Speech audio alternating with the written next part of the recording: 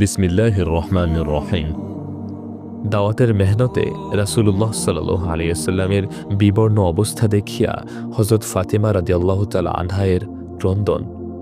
হযরত আবু সালাবা খুশানী রাদিয়াল্লাহু তাআলা আনহু বলেন, একবার রাসূলুল্লাহ সাল্লাল্লাহু আলাইহি ওয়াসাল্লাম কোনো এক জেহাদের সফর হইতে ফিরিয়া মসজিদে প্রবেশ করিলেন এবং 2 রাকাত নামাজ আদায় করিলেন।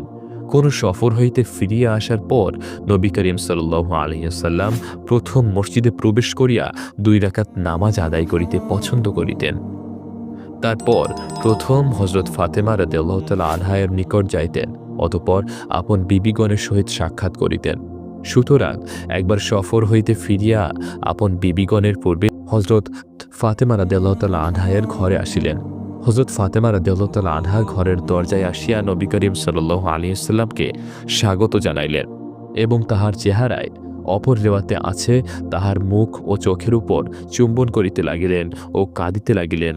রাসূলুল্লাহ সাল্লাল্লাহু আলাইহি ওয়াসাল্লাম জিজ্ঞাসা করিলেন, কেন কাঁদিতেছ? তিনি বলিলেন, ইয়া রাসূলাল্লাহ, আমি আপনার অবস্থা দেখিয়া কাঁদিতেছি। শরীরের রং পরিবর্তন হইয়া গিয়াছে এবং পোশাক মলিন ও পুরাতন হইয়া গিয়াছে। রাসূলুল্লাহ সাল্লাল্লাহু আলাইহি ওয়াসাল্লাম বলিলেন, হে ফাতেমা, তুমি কাঁদিও না। আল্লাহ তাআলা তোমার পিতাকে এমন এক দিন দিয়া প্রেরণ করিয়াছেন যাহাকে একদিন তিনি জমিনের বুকে সমস্ত পাকা কাঁচা ঘর ও পশমের তাঁবুর ভেতর প্রবেশ করাইয়া ছাড়িবেন। কেহ উহা গ্রহণ করিয়া ইজ্জত হাসিল করিবে, আর কেহ উহা গ্রহণ না করিয়া বেইজ্জত হইবে। এমনকি যেখানে রাত্র পৌঁছিয়াছে সেখান পর্যন্ত এই দিন পৌঁছিবে, অর্থাৎ সমস্ত দুনিয়াতে এই দিন পৌঁছিবে। প্রিয় শ্রোতাবৃন্দ, আজকের আলোচনাটি ছিল এই পর্যন্তই। সাহাবী রাদিয়াল্লাহু তাআলা আনহুম আজমাইনদের জীবনী সম্বলিত বহু ভাষায় অনূদিত বিখ্যাত গ্রন্থ হায়াতুস সাহাবায়ের প্রথম খণ্ড এবং পৃষ্ঠা নম্বর 75 থেকে পাঠ করিলাম। আজকের আলোচনা ছিল দাওয়াতের মেহনতে রাসূলুল্লাহ সাল্লাল্লাহু আলাইহি ওয়াসাল্লামের বিপন্ন অবস্থা দেখিয়া হযরত ফাতেমা রাদিয়াল্লাহু তাআলা আনহা এর ক্রন্দন।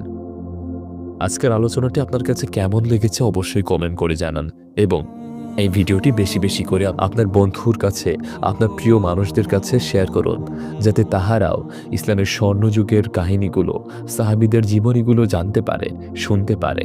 এবং আজকের ভিডিও থেকে আপনি কি শিখলেন সেটি অবশ্যই কমেন্ট করে জানান এবং সম্পূর্ণ হায়াতুস সাহাবা ধারাবাহিকভাবে শুনতে আমাদের চ্যানেলটি সাবস্ক্রাইব করুন।